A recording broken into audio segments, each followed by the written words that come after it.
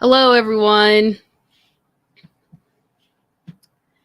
Hello, everyone. This is Stacy Lake, and this is my October 20th, 2024 Let's Talk Jackson ballot breakdown, where I'm going to go over all of the ballot questions that people in Jackson County are going to have on this year's ballot. And also, I just want to let people know that I will be giving my opinion on these ballot questions. So this will not be a standard, this is just a neutral opinion. I am an opinionated person. So I'm going to go over these questions with you, tell you what a vote yes would mean, what a vote no would mean, and then I will cover what I think people need to know. And on some of these questions, I will give my opinion as to where I'm personally going to vote on these questions. But if you have any questions about these ballot questions or anything about the ballot, please let me know. And you can also leave a comment in my comment section, and I will get to that as soon as I can. Now, the first question on the ballot, well, first off, there's going to be 6 questions on the ballot this year. 4 of them are constitutional amendments. There's going to be 1 statutory amendment and 1 county tax question. And the county tax question is specifically only for the Jackson County area. The 4 constitutional amendments are specifically stated in there as, a constitutional amendment question. Like I believe it's 2, 3, 5, and 7.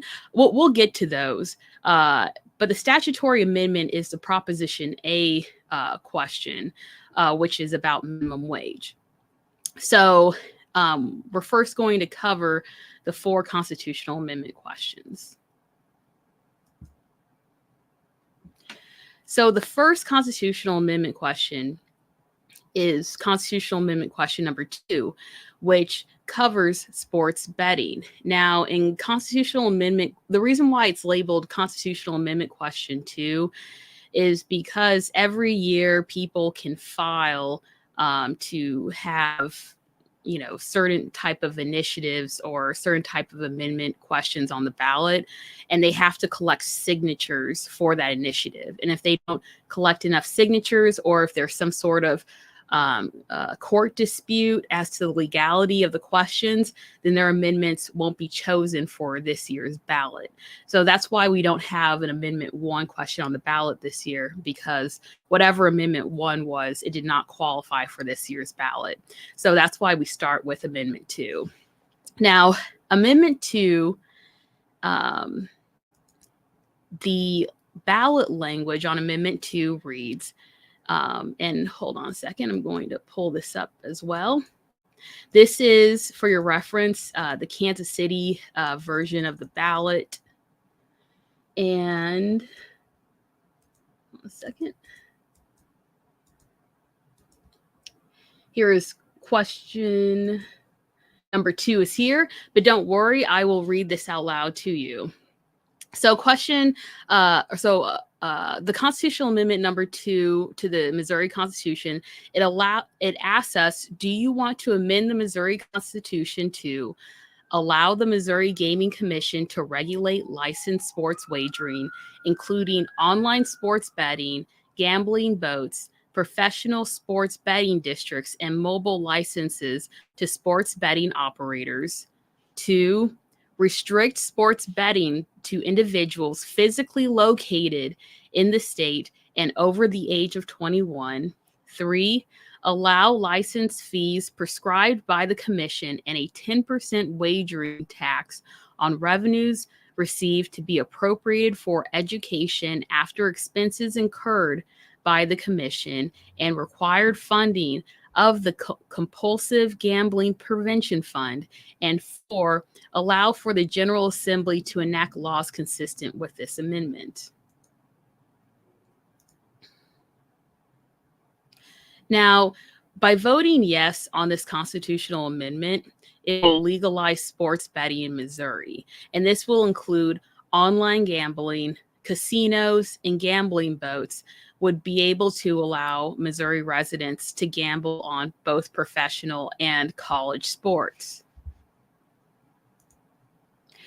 Voting no on constitutional amendment question 2 would basically maintain our current gambling laws in Missouri. Sports betting could still have a chance to be legalized in Missouri if the Missouri legislature and government legalize the practice through statutory laws. However, for years right now, there's been a big disagreement in the Missouri state government between the representatives. There's representatives that want online sports gambling or they're okay with sports gambling, but there's some representatives that want both sports gambling and the video lottery machines, those machines that people will find in gas stations that will allow you to gamble within in gas stations. Some of these politicians, they don't want the video lottery machines to be legalized in Missouri, and so that's where the disagreement has occurred. So the people that want sports betting in Missouri decided that they wanted to put this on the ballot to allow the Missouri voters to decide themselves when it's specifically about sports gambling. Sports gambling should be allowed in Missouri. Now, here are some things to consider with this question. First off, if this amendment gets passed, the state will receive a 10% tax on the adjusted gross revenue that's derived from the sports gambling, from the online sports gambling. However, this amount cannot be changed unless there's another constitutional vote. And so that's one thing as to why I believe that this isn't a good initiative to vote on, because if we want to make changes to sports online gambling, we can't make it through the regular avenues of changing our statutory laws. We would have to bring it in front of the voters again. But also, the Missouri government states that sports betting could make the state over $29 million a year in tax revenue from the 10% tax. However, this adjusted gross value is not the total amount wagered and is not the total amount of money made by the dealers. So what this is basically about is how the casinos are allowed to essentially exclude the winnings that are paid out to the winners in promotional bets. So for instance, say you make a $100 wager on a sports team and you win $105. Now, that money would be excluded, like the $100 would be excluded and would not be taxed. It would be the $5 that would be taxed. But also promotional bets, when promotional bets happen, that's also excluded in the Missouri tax laws. So for instance, for people who do not know what promotional bets are, say if there's a promotion on television of this, let's say it's sportsbets.com, and they said, hey, we'll give you $100 to bet on this game if you spend $5 or more with us on this app. That money, the $100, is completely exempt on the tax code.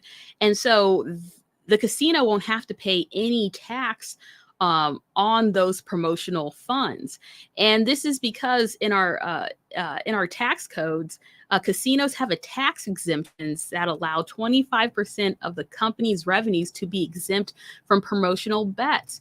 And this has caused chaos in Kansas because Kansas essentially, they legalized their own sports betting in 2022. And since Kansas has legalized their sports betting, Kansans as a whole has spent over $4 billion in sports bets. Okay. Now, guess how much that money was actually given to the education side in Kansas pursuant to this tax? Only $18 million was given. And this is because of all the tax loopholes that I stated above. And to make another example to prove this point is in February 2023 for the Super Bowl, there were a lot of bets made. In Kansas alone, in February of 2023, over $185 million was spent on online gambling that year. And Kansas made only $1,134 in tax money. Okay. So out of the $185 million that was placed on the sports bets in that month, only $1,134 actually went towards the education fund. And so this is why I'm telling people, when you're making up your mind as to whether vote yes or no on the sports betting tax question, you should really take out giving money to education out of the equation, because we aren't going to give that much money to education as much money is going to be given to these casinos and online sports betting operators. And also, we have to take into account the effect on the people. Like, this is going to allow more people to have gambling addiction problems. So we have to weigh everything. Me personally, I'm going to vote no against this because, in essence, we are not going to be making as much money from the online sports betting as we could with this current amendment. And like Kansas right now, I believe they're being fleeced because they should be making more revenues from their taxes with the online gambling provisions than they are currently. And so I feel like if we are going to allow online gambling or sports betting in Missouri, it should be done through the Missouri statutory process. So, because A, it would be easier to change the laws that way, but B, I believe that the restrictions passed through the Missouri state government would make it so that more money would be given to our educational system than this current constitutional question would allow.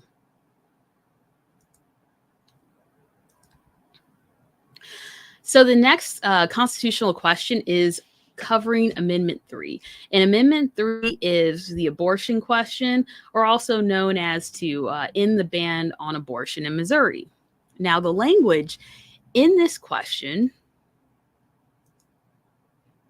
basically states, do you want to amend the Missouri Constitution to establish a right to make decisions about reproductive health care, including abortion and contraceptives, with any governmental influence of that right presumed invalid, remove Missouri's ban on abortion, allow regulation of reproductive health care to improve or maintain the health of a patient, require the government not to discriminate in government programs, funding, and other activities against persons providing or obtaining reproductive health care, and allow abortion to be restricted or banned after fetal viability, except to protect the life or health of the woman.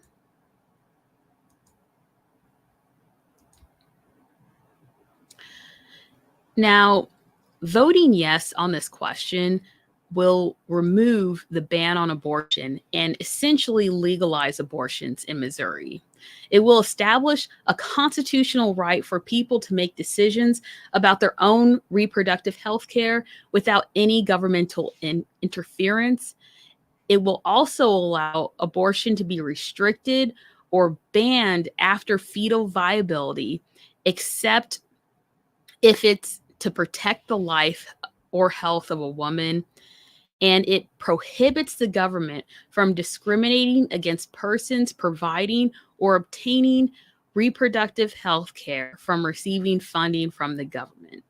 So if you vote yes, basically, we are legalizing abortion. We are codifying the right to reproductive freedom in Missouri when it comes to abortions.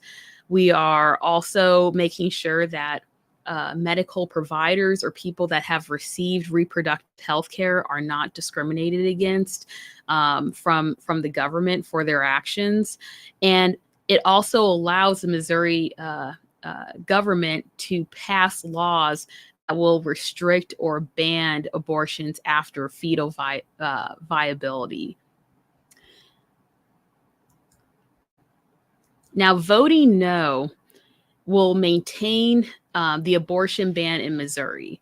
And this specifically means that currently in Missouri, unless the mother's life is at risk, which there is an asterisk over that, because there's been multiple occasions where a woman's life has been at risk in Missouri, but they weren't able to have an abortion because the doctors and the nurses were too scared that they would be violating the Missouri state law. And so they would refuse care to these individuals, right?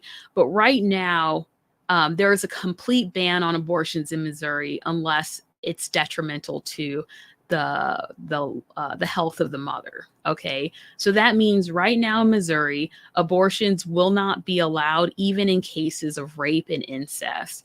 And personally, my life has been when I say my life has been affected by this ban, I do not mean that I've had an abortion before. I have not had an abortion before, but I've had individuals that have come in my life and tell me their stories about how they had ectopic pregnancies, and that these pregnancies would have killed them if they, if they were not able to have an abortion, and that they were unable to have an abortion in Missouri because of this abortion ban, and they had to actually leave the state of Missouri in order to perform, or in order to get a doctor outside the state to perform these abortions. And without this healthcare, they literally would have died.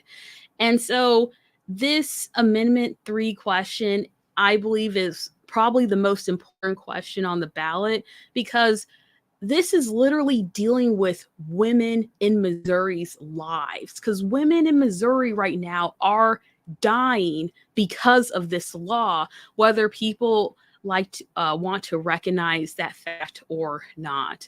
And so essentially, to me, a vote yes on this question means that you are telling people that, hey, when it comes to these abortion questions, it's not the government's decision. It's up to the individual whose body and life are at stake with the pregnancy.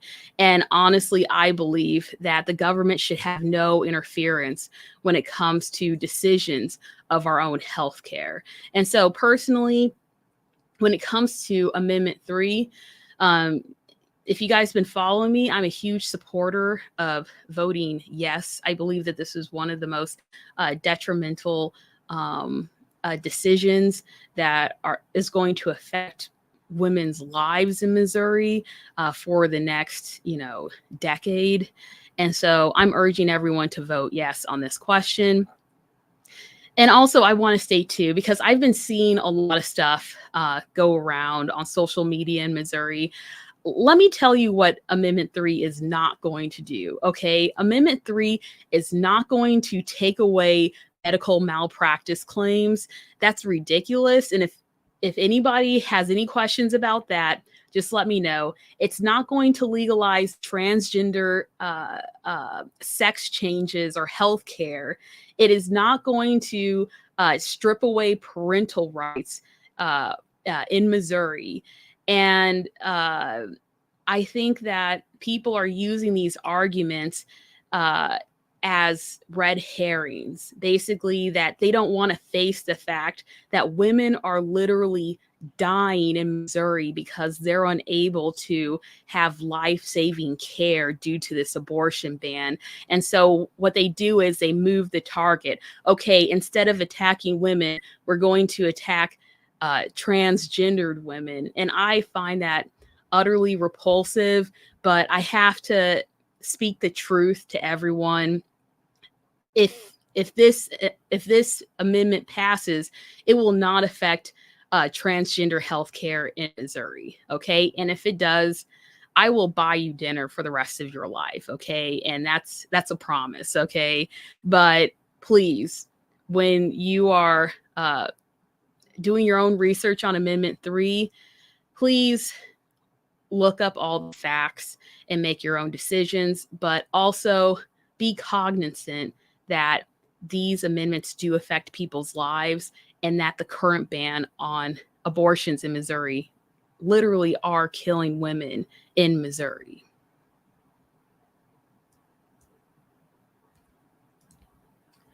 So next is Amendment 5, which is, I titled this amendment the Ozark Boat Casino Amendment, okay? And this is actually very interesting.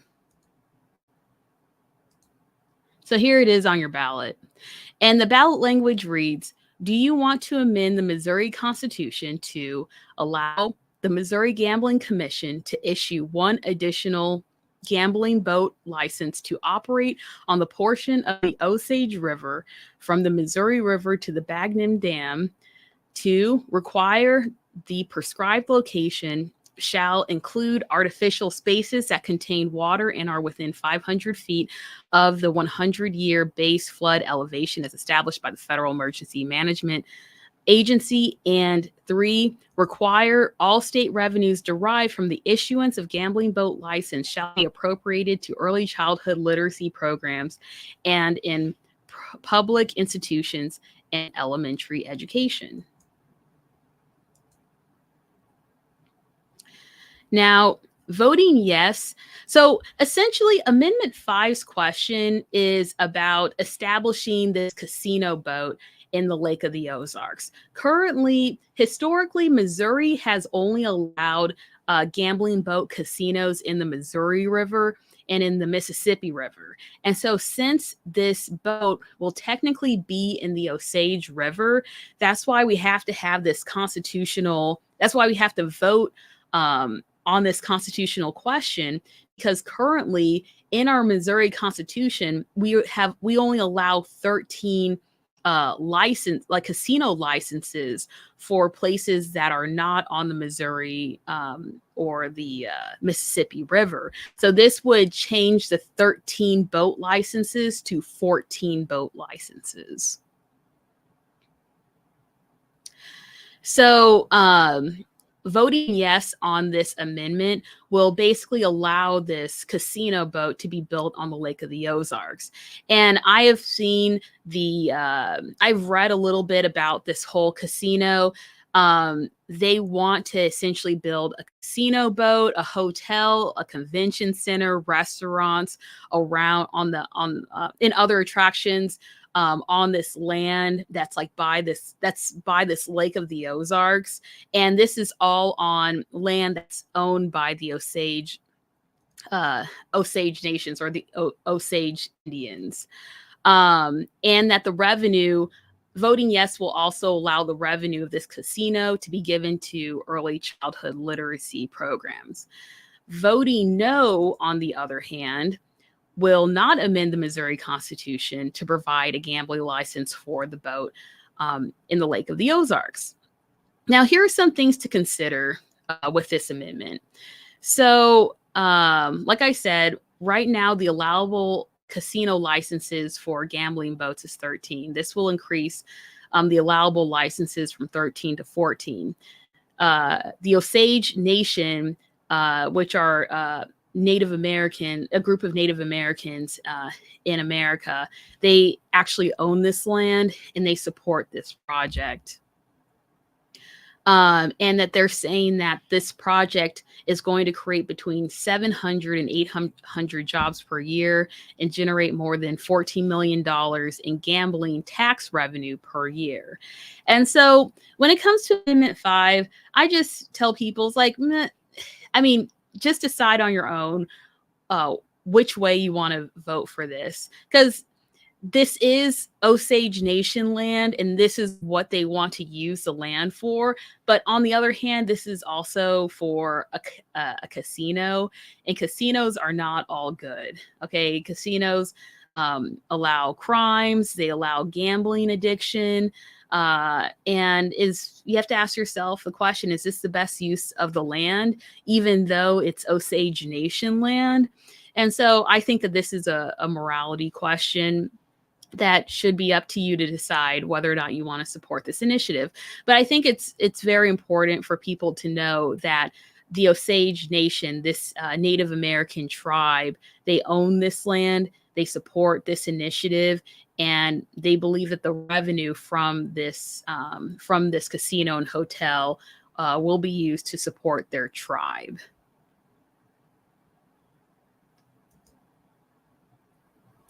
Now, Amendment 6, I have entitled Increasing Court Fees for Court Personnel.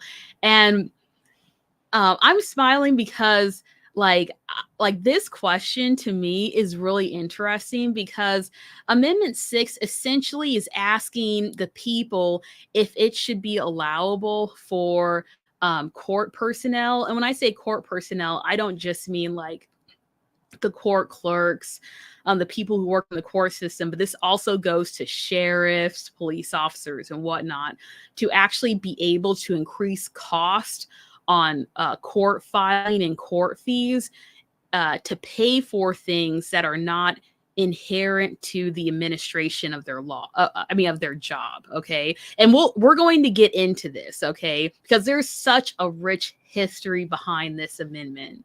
So let's first go to the ballot language of this. The ballot language states, shall the Missouri Constitution be amended to provide that the administration of justice shall include the levying of costs and fees to support salaries and benefits for certain current and former law enforcement personnel.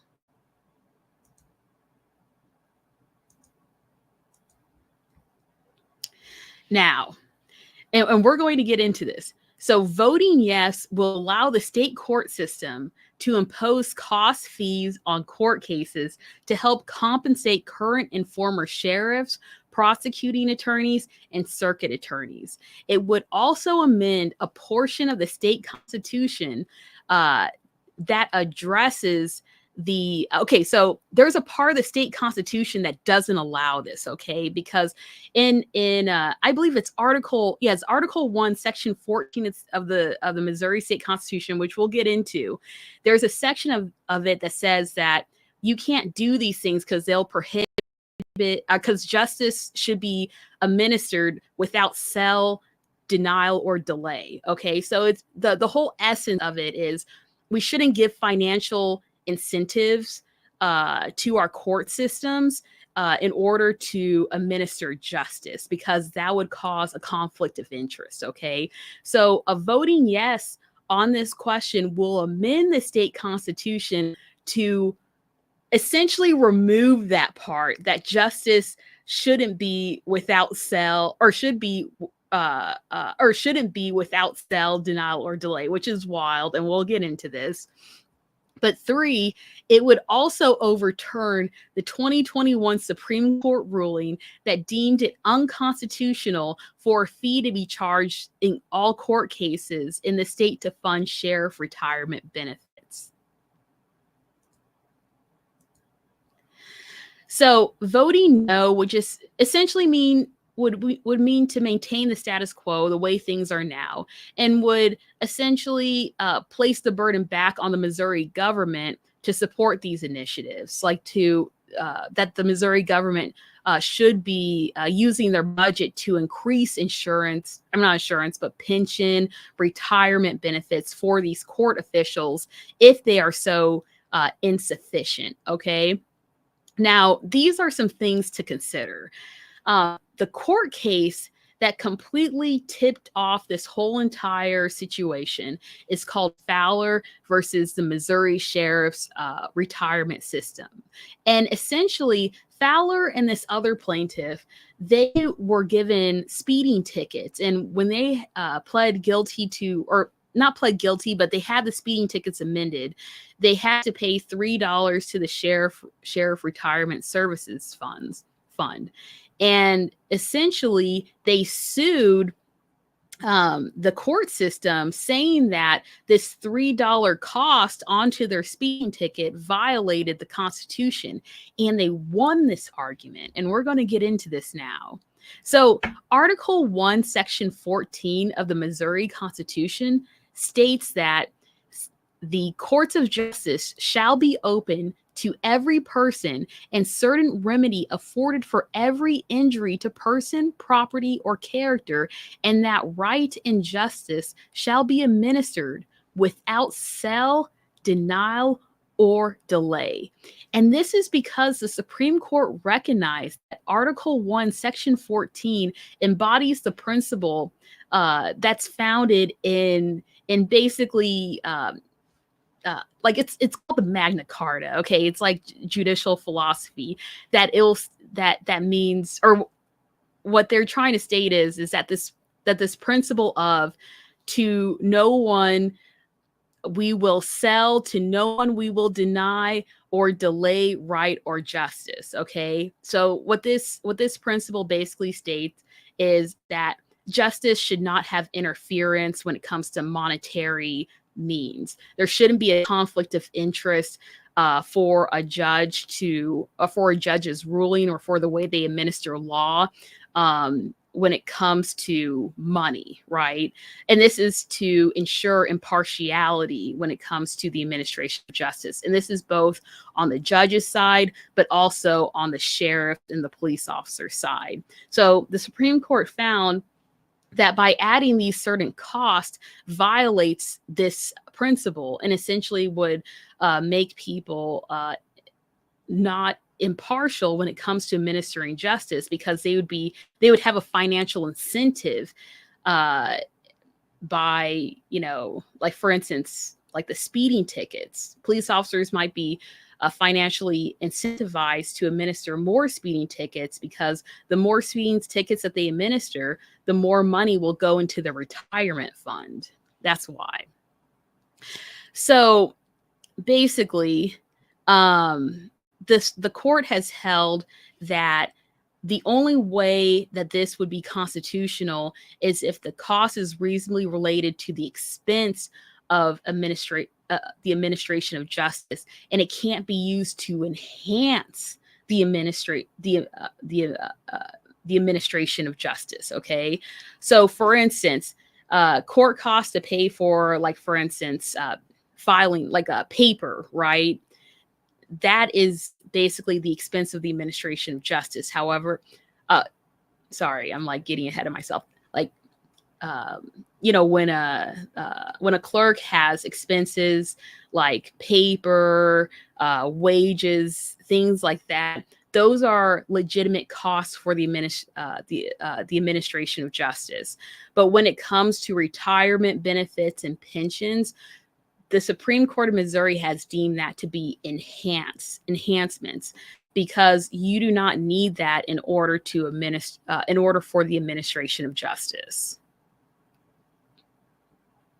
So because of that, that's why in this case of Fowler versus the Missouri Sheriff's Retirement System, they found that the $3 charge or upcharge on the speeding tickets was unconstitutional, because it did not go into the expense of administrating justice. It was there to enhance the administration of justice. So when it comes to this question with Amendment 6, I'm personally voting no on this.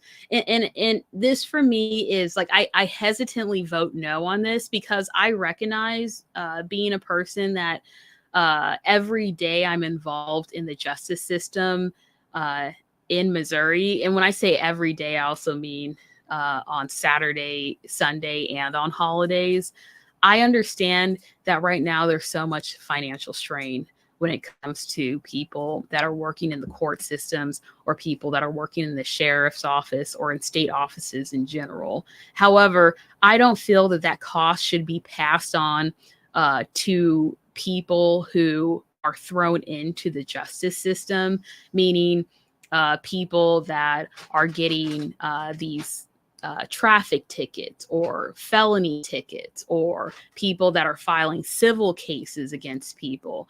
I believe that the Missouri government, and especially since they have a budget surplus this year, and I know last year they had the largest budget.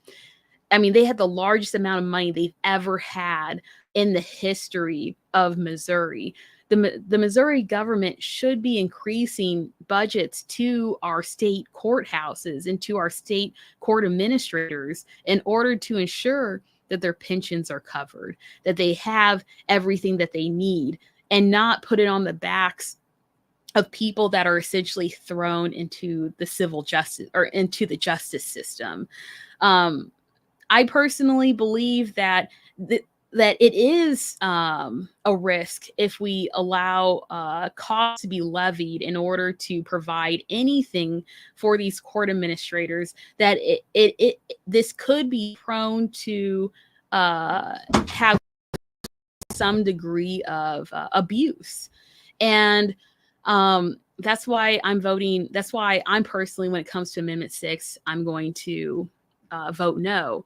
And that's why I ask my audience too that you must ask yourself if this is the right way to handle our state officials being undercompensated. Should that be left to the Missouri state government to increase its own funding to accommodate their needs, or should it be left to on the backs of the people? I believe that we pay taxes and that they should properly administer those taxes correctly, and that there's so much money in the Missouri state government that's not being either allocated properly or being spent. And this is one of the areas that it could be spent on.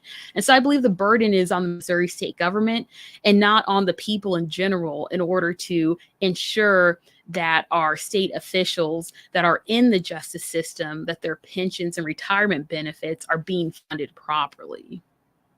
And also, I do believe that it would violate the Magna Carta too. So that's my own personal belief. But please look into this. And I just ask my audience to ask themselves that question of, should it be on the people to provide these services, or should it be on the Missouri government to provide these services?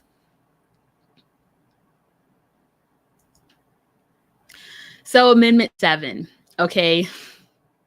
We are going to cover Amendment 7, man. Amendment 7 is ban ranked choice voting, okay?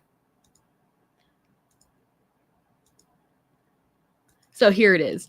The ballot language of Amendment 7 basically states, shall the Missouri Constitution be amended to make the Constitution consistent with state law by only allowing citizens of the United States to vote? And I'm going to pause there. Our Constitution already states this, okay?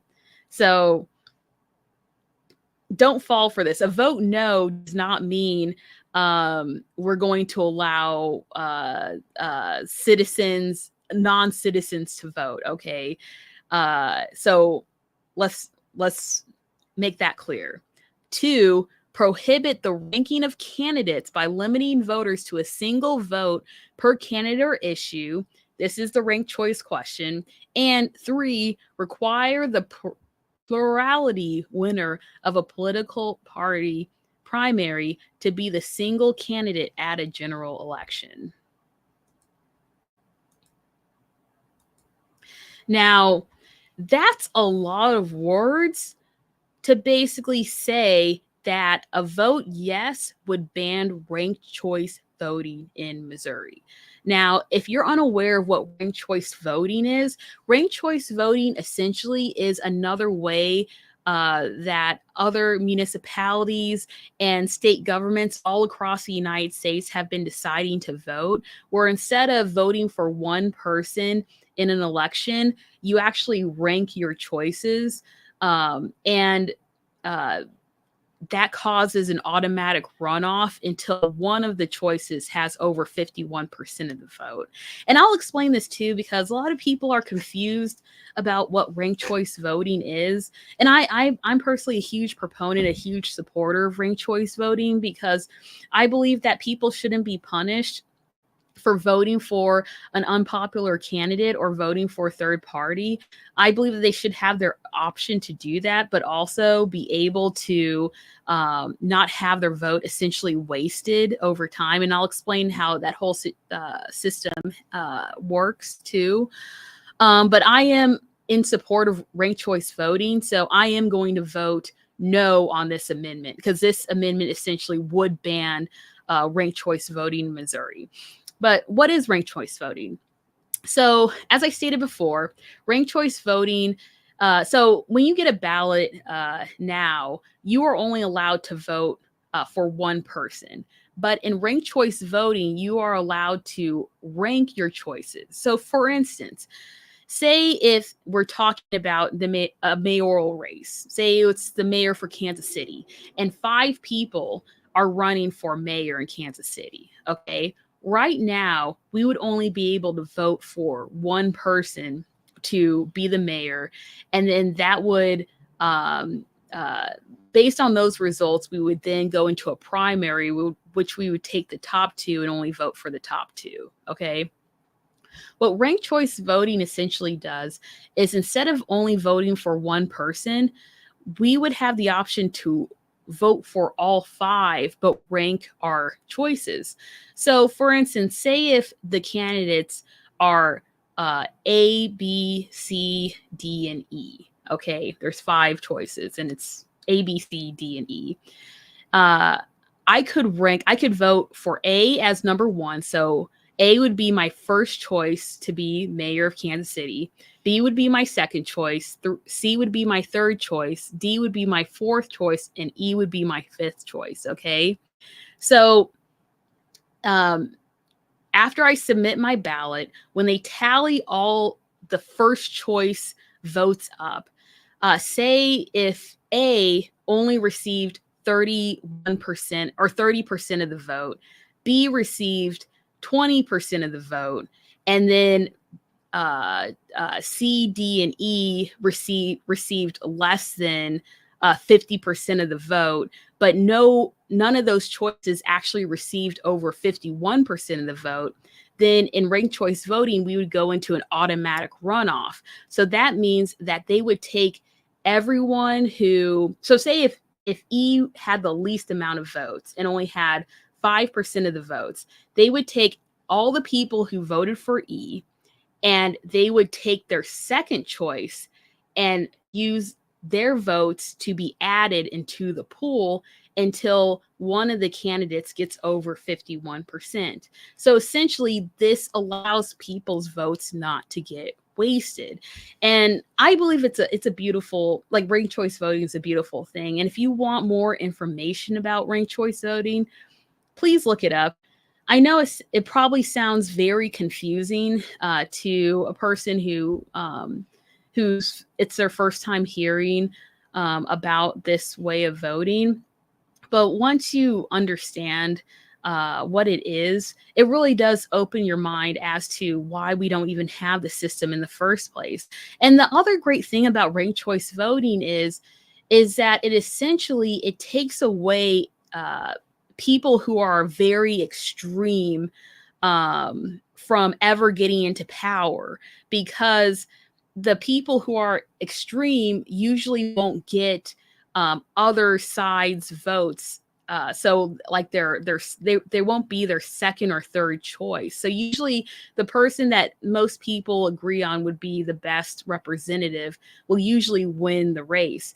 And in this political year, I think we would have had different outcomes if we had ranked choice voting. But this question, the ban on ranked choice voting question, is also very insidious, because it masks what the question is about.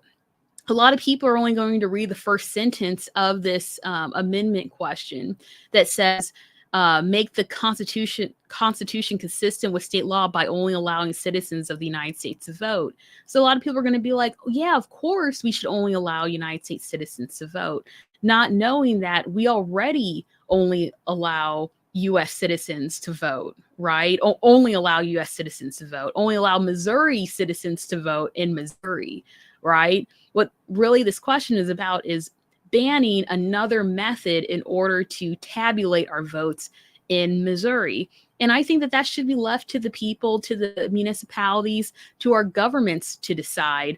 I mean, when I say to our governments, to the people to decide on a vote on which voting method they prefer, and it shouldn't be banned. It's crazy that we're even talking about this, like banning voting methods. And this is because the city of St. Louis right now does ranked choice voting. And I heard that this could possibly have been placed in order to punish the city of St. Louis. So I'm urging all of my supporters to vote no on Amendment 7.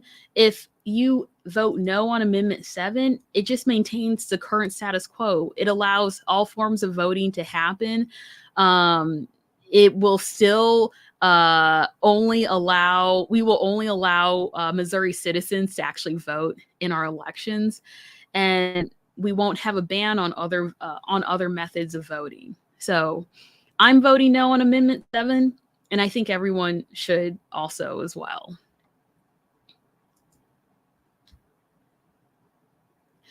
So also we have Proposition A on the ballot this year, which for me, this is very, very exciting. So Proposition A states, do you want to amend Missouri law? So before I get into this, like I said before, we had the 4 constitutional questions, which we just covered. And now we're talking about Proposition A, which is a proposition because this is not amending the Missouri Constitution. This is amending our statutory laws.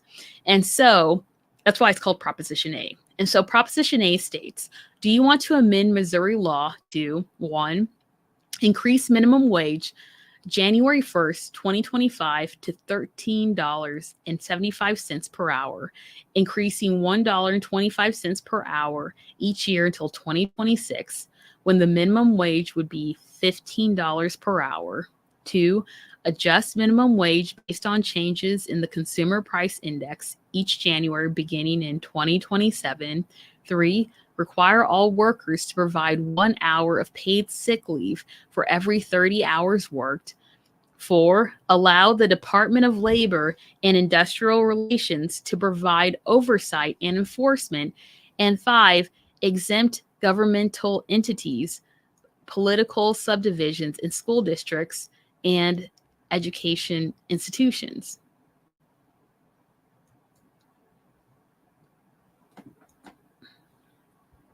So essentially, voting yes on Amendment A will increase our minimum wage to $13.75 per hour on January 1st, 2025, and then to $15 per hour next year on January 1st, 2026. So when I say next year, I mean like in the next 14 months. Then afterwards, every year, the minimum wage will automatically increase based on the increases to the Consumer Price Index, which the Consumer Price Index usually increases like 2 to 3% each year.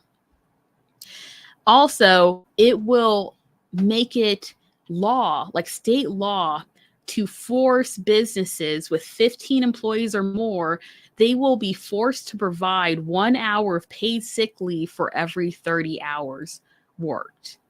So this will also entitle workers to paid sick leave, which right now in Missouri, this actually shocked me, but in Missouri, our employers are not required to provide our workers with paid sick leave. That is completely optional in Missouri. So this this Proposition A will make that into a state law requirement. So voting no would basically state that our minimum wage will stay at $12.30, and Missouri employers will not be obligated to offer workers paid sick leave. So if you want the minimum wage laws to stay at $12.30 per hour, and you do not want to have laws in place that would entitle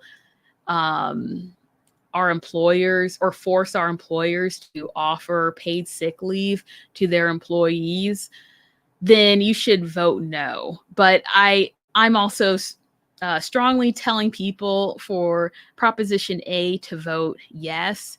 I'm going to look this up right now, but I believe the last time our minimum wage was increased in Missouri was like in 2018, I believe. And so just think about that. Like, our minimum wage has kind of been stagnant for the past 6 years at $12.30. And so at least with this law, we won't have to always come back and asking for our minimum wage to be increased, because it'll automatically increase pursuant to the Consumer Price Index.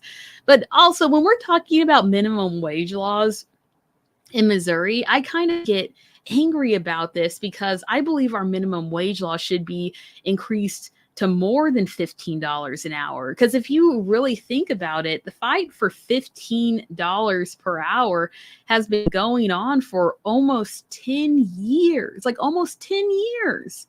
And so they were asking for $15 per hour 10 years ago. So it should be way more than that. I read an article a long time ago that stated that in order for the average person to have the average comforts of life, and what they mean by the average comforts of life is to be able to afford housing, to afford a television, to afford a refrigerator, to afford a vehicle, and to have money for retirement. In America right now, they would have to be paid a standard wage of $25 an hour. And I know that sounds like a lot to some, but honestly, that's what I believe that the minimum wage should be increased to, is to $25 an hour. Because I believe that when people are working legitimate jobs, and when I say legitimate jobs, I mean, like, if you're working at McDonald's, that is a legitimate job. You should be able to live a standard life in America. You shouldn't be living paycheck to paycheck. And that's not how people live in other developed nations, especially nations that have things like free healthcare, free childhood education. And so this Proposition A is a good step in the right direction, but I hope that in the future we will be able to come back and put in more provisions to ensure that when a person has an hourly job, that they're able to work that hourly job and live a comfortable life in the United States, working 40 hours per week. And that's just my opinion. So finally, we are on Jackson County question number 1. And this question is about the elderly care tax. So Jackson County question number 1 basically states, and here, let me show it on the ballot here. It's right here. It states, shall Jackson County, Missouri, levy a tax of 5 cents per each $100 assessed valuation for the purpose of providing services to persons 60 years of age or older?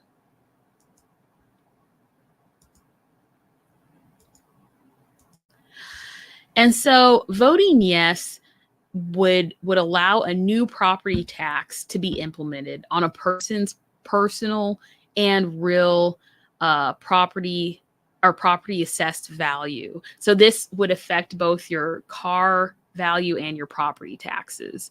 And which the funds would go towards elderly care in Jackson County. Voting no would ensure that property taxes will not be increased. But before you're like, okay, I'm going to vote no, property taxes, I don't want to increase more property taxes. I want people to consider these things. First off, in Jackson County, I believe there was a statistic that's been cited that less than 1% of donated funds actually goes towards elderly care in Jackson County. And so currently, when it comes to organizations that support care for our seniors, they're not funded as much as, care for, people with diseases or care for animals. And so right now, our elderly population does need help because these funds will be provided towards initiatives like Meals for Wills and, for nonprofit organizations that their sole purpose is to ensure that elderly people are able to stay in their homes and that they do not need, if they can stay in their homes without moving towards nursing homes, that's preferable. And that's what these nonprofit organizations believe. Okay. So one thing I do want to tell people too on this is that the $5 or the 5 cents per each $100 assessed valuation, I want to go over that breakdown so people are fully cognizant as to what they're getting involved with. Okay. So ECUR basically stated that the tax would increase the average Jackson County taxpayer's bill by $20. So then you have to ask yourself, okay, Stacy, how is that possible? This is a new tax. Why is it only $20? So basically, this tax only is taken out of the assessed value tax. So essentially, when it comes to the whole Jackson County property tax situation, you can watch all my videos that I've covered this whole debacle. We all know the county assessor comes to our properties, values what they believe the market value is going to be, and from that market value, they determine the assessed value. And so the market value is, so the county assessor determines the market value, but the assessed value right now for residential properties is only 19% of the total market value. And that 19% is the one that is going to be levied with this tax. And so I basically have an example here that I'm going to cover. And so that you in your mind can mentally think, okay, how much is this tax going to cost me? And do I want to support this tax because it's going to go towards that elderly care? Or do I want to vote no so that property taxes won't have an increase? Well, I won't have to suffer another increase in property taxes. So for instance, you have $100,000 house, and I use the figure of $100,000 because say if your house value is 200,000, 300,000, you could take this example and easily determine around how much increased in property taxes you will be covering if this property tax is passed. So say if the county assessor determines that your property market value is $100,000, 19% of that market value is actually going to be taxed, and that's going to be the assessed valued the assessed value. So 19% of $100,000 is $19,000. Now, if we take the figure of $19,000 and divide it by $100, you are left with $190. And then if you times that by 0.05, that means that only $9.50. Your property taxes would only be increased by $9.50 in order to support elderly care in Jackson County.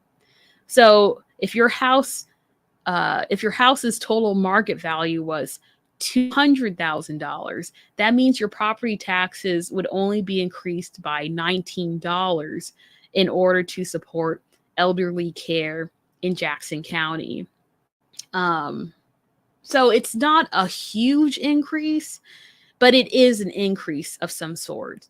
And you have to decide yourself if you want to support this initiative to help support and fund our programs in Jackson County for elderly care, or that you believe that these nonprofits should go to other places to find support. Personally, I find our whole elderly care situation in Jackson County very, very sad. It's kind of shameful how the Missouri state government won't allocate more spending towards supporting our elders in Jackson County. And I find that this whole situation that the Jackson County government has placed its populace into one, suffering, increased, like hellishly increased property taxes this year, and then two, having us to vote again on a tax increase. And even if the tax increase is to support a good initiative, but telling us we have to again be levied on the burden of increasing our property tax, or increasing the money that we have to spend on property taxes to support this initiative. I find this whole situation just very disheartening. I believe that if we didn't have a property tax crisis in 2023, this question one, there would be no, I would 100% believe that question one would be passed, because people would be like, yes, 100%, we have to support our elderlies.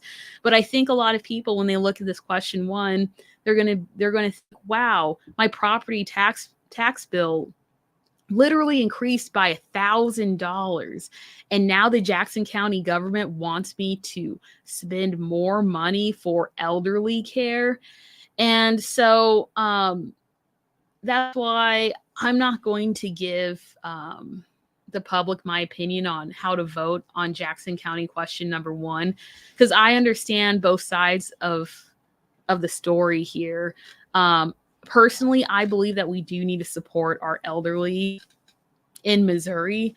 It's very tragic to actually read the statistics in Jackson County, because in Jackson County right now, we are basically, we have double the rate of elderlies that are living in poverty compared to the national average. So the national average, and this is just off of my memory, so don't quote me on this, but the national average for elderlies that are in poverty in the United States is 10%. But in Jackson County, it is 20%. And I'll tell you this much, the property tax crisis of 2023 did not help those elderly, did not help that statistic decrease. And most likely in the upcoming years, when people are not able to afford to pay their property taxes, that number is probably significantly going to increase from 20 to 25 to 30%. And nobody wants to see that. Nobody wants to see our elderly populations suffer or to increase in poverty. So yeah. But on this county question number one, you should make up your mind as to which way you want to vote. As I stated again, I do support elderly care. I do support funding nonprofit organizations to provide services to our elderly population. But at the same time, too, I understand people's concern about this question and concern about their own ability to be able to pay their property tax bills, their real property and personal property tax bills, and that they personally won't be able to afford this increase, even if it's $20. And I hate when people say, oh, it's just going to be, the cost of a pizza, because look, to some people, like that is a huge expenditure, and we have to be cognizant of that. So that's basically the end of my presentation. And of course, when I say that, that's when my camera goes all funny. But I'm just going to just quickly recap the questions for you. So when it comes to Amendment 2, which is the online sports betting or sports betting in general, I'm personally voting no on that question. And this is because of the reasons I stated before, but I'm personally going to vote no on Amendment 2. When it comes to Amendment 3, which is the abortion question to end the ban on abortion in Missouri, I am voting yes on that question. I'm a huge supporter of lifting the abortion ban in Missouri. So I'm voting yes on Amendment 3. When it comes to Amendment 5, which is the Osage Nation's casino boat question, I'm personally voting no on that question because I don't support casinos in general, even if it's for the Osage Nation, even though the people want that casino there. I'm making that determination on my own that I'm voting no on Amendment 5, just because I don't think that if we don't need another casino in the area, we shouldn't have one. But that's my own philosophy, but take it as it is. When it comes to Amendment 6, which is the whole question of adding court costs and fees in order to enhance salaries or benefits of current or former law enforcement personnel, I'm voting no on that because I believe it's the Missouri state's government's burden to ensure that our current and former law enforcement personnel pensions and other funds should be adequately funded by the Missouri state government and not by like speeding tickets or civil circuit filings, etc. When it comes to Amendment 7, which is the ban on ranked choice voting, for me, that is a big no. I do not want a ban on ranked choice voting in Missouri, and I urge everyone to also vote no on banning ranked choice voting. I believe that any municipality, like any people should have, or any person should have the right to choose the way that they vote if the people want that. And we shouldn't ban a certain method of voting, which is what Amendment 7 is asking for. Proposition A, I am voting yes on Proposition A. That is a big, glowing yes recommendation for me. And Jackson County question 1, I'm actually right now I'm still indecisive on Jackson County question 1, and so I'm withholding my opinion on Jackson County question 1. But I did kind of state my whole opinion on it, where I believe that we do need to support elderly care. However, I understand the plight of others when it comes to the increase of property taxes. So with that said, I probably am going to vote yes on Jackson County question 1, but I'm not going to urge people or condemn people who decide to vote no, because I think that's a personal decision. Well, I mean, all of these are all personal decisions that people need to make their own make up their own decision on. But Jackson County question 1, I believe it's really each individual should decide on themselves if they want to vote for this or not. So I do have my comments open. So if anyone has any questions that they have on the ballot, this would be the perfect time to ask. But if you don't have any questions, then I will just leave this session today. And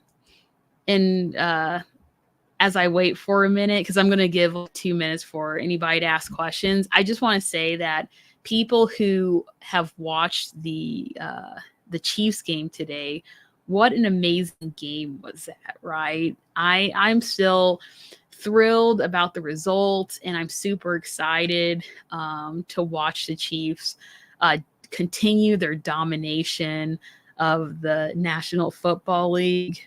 And I really wish them all the best in their current season. And that game was phenomenal. So if you watch that game, you would understand where I'm coming from. So yeah. But anyways, I see that there's no questions, so I'm just going to end this session early. I hope that this was informative for everyone when it comes to deciding on how they're going to vote on these ballot initiative questions.